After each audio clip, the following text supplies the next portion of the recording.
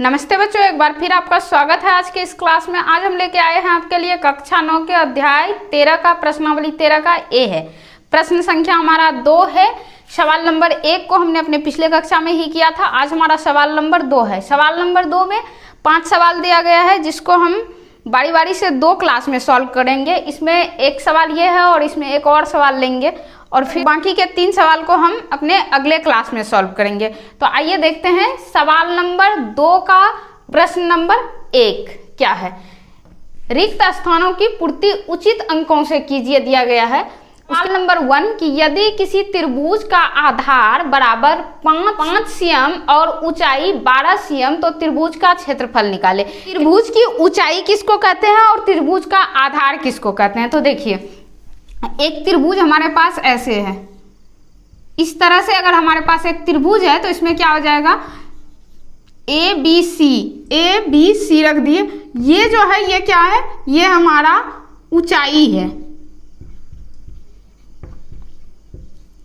इसको कहते हैं ऊंचाई। और यहां जो ये है इसको कहते हैं आधार, और जो इधर है इसको क्या कहते हैं, कर्ण। ये कर्ण है, ये आधार है और ये ऊंचाई है। एक तरह से ये कहें कि त्रिभुज में जो पड़ी रेखा होती है, पड़ी मतलब गिरी हुई रेखा, सोई हुई रेखा जो है वो क्या है, वो आधार है। और जो खड़ी रेखा रहती है, जो सीधा खड़े रहती है, वो क्या होता है, उसका लंब होता है, वो उसका लंब होता है। और जो एक तिरछा रेखा बनता है वो क्या, जो कि 90 डिग्री के जस्ट सामने का रेखा बनता है, वो क्या रेखा होता है, वो कर्ण कहलाता है। तो आधार इसका क्या है, पड़ी रेखा है, और लंब इसका कौन है, खड़ी रेखा है। जो खड़ी रेखा है उसको लंब कहेंगे, जो पड़ी रेखा है उसको आधार कहेंगे। तो सवाल में कह रहा है कि ये पड़ी रेखा जो है, मतलब आधार जो है ये क्या है, 5 cm है, और ये ऊंचाई क्या है, मतलब खड़ी रेखा क्या है, ये 12 cm है। कह रहा है कि ये 12 दिया है, ये 5 दिया है, तो इस त्रिभुज का ये वाला जो क्षेत्र है ना, क्षेत्रफल मतलब क्या होता है, उसके अंदर का क्षेत्र। अगर इस बोट का क्षेत्रफल निकालने कहा जाएगा तो हम क्या करेंगे, इसके अंदर का ये वाला जो स्पेस है इसके बारे में पूछ रहा है कि ये कितना है, तो इसको निकालेंगे, इसका क्षेत्रफल। और अगर कहेगा परिमाप निकालने के लिए तो क्या निकालेंगे, इसका चारों तरफ निकालेंगे। परिमाप निकालना है, मान लीजिए ये एक त्रिभुज है, इसका अगर परिमाप निकालना है तो हमको क्या निकालना पड़ेगा, ये और ये, मतलब यहाँ से लेके यहाँ से स्टार्ट है, ये दूरी यहाँ आते हैं और फिर यहाँ आते हैं। इतना आने पे हम कितना दूरी तय करते हैं ये बताते हैं जब हम परिमाप निकालते हैं। लेकिन यहाँ क्या पूछ रहा है, यहाँ पूछ रहा है क्षेत्रफल। तो क्षेत्रफल के लिए क्या चाहिए, इसको ये वाला चीज नहीं चाहिए क्षेत्रफल में। क्षेत्रफल में चाहिए कि देखिए ऐसे एक क्षेत्र बना हुआ है और कहा जा रहा है इसका क्षेत्रफल क्या है, तो हम क्या निकालते हैं, ये वाला क्षेत्र, इसके अंदर जो ये खाली जगह है ना, वही पूछा जा रहा है कि वो कितना है। तो क्षेत्रफल हमसे पूछा जा रहा है, तो आइए क्षेत्रफल निकालने के सूत्र से क्षेत्रफल को निकालते हैं। आधार हमारे पास दिया हुआ है और ऊंचाई हमारे पास दिया हुआ है, तीनों भुजा नहीं दिया हुआ है। अगर तीनों भुजा दिया होता तो हम हीरोन के सूत्र का प्रयोग करते, लेकिन तीनों भुजा हमको नहीं दिया है। भुजा कितना दिया है, एक आधार दिया है और दूसरा क्या दिया हुआ है, ऊंचाई दिया हुआ है, 2 ही भुजा है। तो आधार और ऊंचाई से क्षेत्रफल निकालना तो हम लोग बचपन से ही जानते हैं। तो आइए क्षेत्रफल को निकाल ही लेते हैं। तो यहाँ लिखेंगे त्रिभुज का क्षेत्रफल बराबर 1/2 आधार गुना ऊंचाई, आधार गुना ऊंचाई। तो फिर जाके यहाँ लिख सकते हैं हम लोग कि 1/2 आधार हमारा क्या है, आधार है 5 cm, गुना लिख देंगे 5, और ऊंचाई क्या है 12 सेंटीमीटर, तो यहाँ लिख देंगे 12।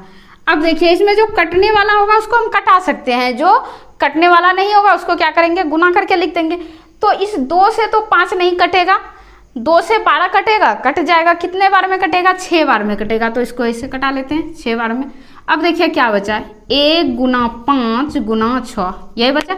5 गुना 1 करेंगे तो 5 ही, और 5 गुना 6 कर देंगे तो 6 पंचे 30, ये कितना निकल गया, 30 cm स्क्वायर। क्षेत्रफल निकल गया हमारा, क्या निकला क्षेत्रफल, 30 सेंटीमीटर निकल गया। त्रिभुज का क्षेत्रफल बराबर 30 सेंटीमीटर निकल गया। इस तरह से नंबर 1 में पूछा जा रहा था कि त्रिभुज का क्षेत्रफल क्या होगा, तो इसका क्षेत्रफल निकल गया।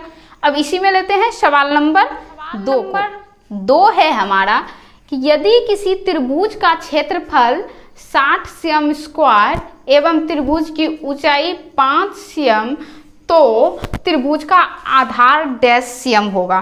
तो देखिए इस बार क्या कहा जा रहा है, इस बार क्षेत्रफल आपको दिया हुआ है और ऊंचाई भी दिया हुआ है। क्षेत्रफल और ऊंचाई 2 दिया हुआ है, आधार पूछा जा रहा है।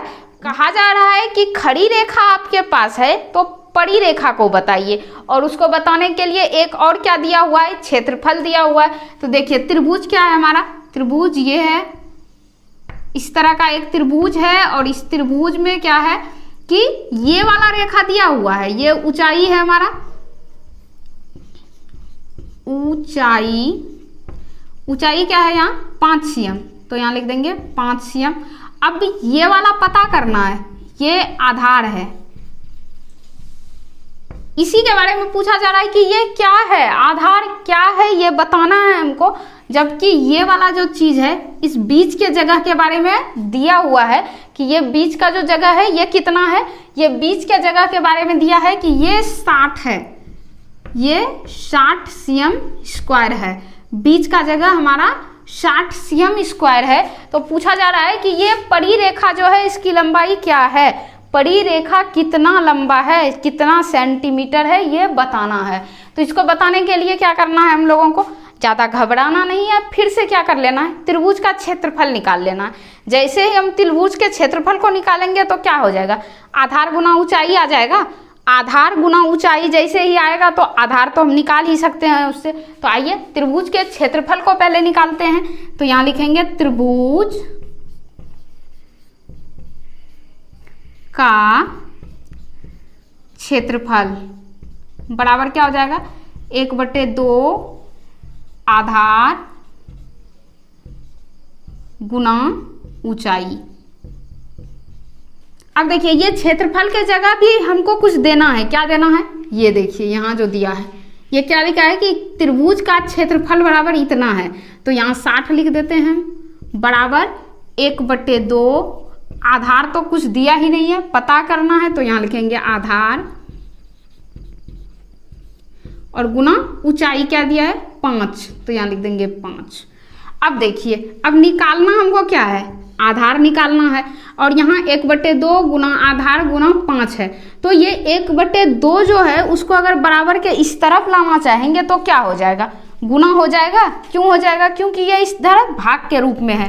तो हम इसको ऐसे लिख सकते हैं कि 60 गुना 2 बराबर क्या हो जाएगा, आधार गुना 5। अब देखिए आधार हमको चाहिए तो आधार को अकेले छोड़ना पड़ेगा क्योंकि आधार बराबर निकालना है हमको। तो यहाँ लिख सकते हैं कि आधार बराबर क्या हो जाएगा, ये 5 को लेके इस तरफ चले आएंगे तो 5 इधर क्या है गुना में है, तो इधर आके क्या बनाएगा, भाग बना लेगा। जो बराबर के इस तरफ भाग की क्रिया में है वो उस तरफ जाके अपने आप को गुना बनाता है, जो इस तरफ गुना की क्रिया में है उस तरफ जाके भाग बनाता है, जो इधर जोड़ की क्रिया में है वो उस तरफ जाके अपने आप को घटाता है, और जो इस तरफ घटाव की क्रिया में है वो बराबर के उस तरफ जाके अपने आप को क्या कर लेता है, जोड़ लेता है। तो अब हम लोग लिख सकते हैं कि 60 गुना 2 भागा 5। अब इस 5 से अगर कटाना चाहेंगे 60 को तो कितने बार में कट जाएगा, 12 पंचे 60, 12 के पहाड़ा को 5 बार पढ़ते हैं तो 60 कट जाता है। तो आधार बराबर क्या लिखेंगे, आधार बराबर क्या लिखेंगे, 12 गुना 2, 12 दूनी 24 cm। आधार बराबर क्या हो गया हमारा 24 cm निकल गया। तो यहाँ लिख देंगे आधार बराबर 24 सेंटीमीटर। यहाँ पूछा भी जा रहा था कि त्रिभुज का आधार क्या होगा, तो आधार हमारा क्या निकल गया 24 सेंटीमीटर निकल गया। इस तरह से प्रश्न नंबर 2 का सवाल नंबर 1 और 2 हमारा बनकर कंप्लीट हो गया। मुझे उम्मीद है कि आप इसको बनाना अच्छे तरह से सीख गए होंगे, इसको सीखने में आपको कहीं कोई दिक्कत नहीं हुआ होगा। इस तरह के और भी सवाल को सीखने के लिए आप हमारे साथ बने रहिए। इसी के साथ लेते हैं विदा, मिलते हैं अगले क्लास में, तब तक के लिए गुड बाय।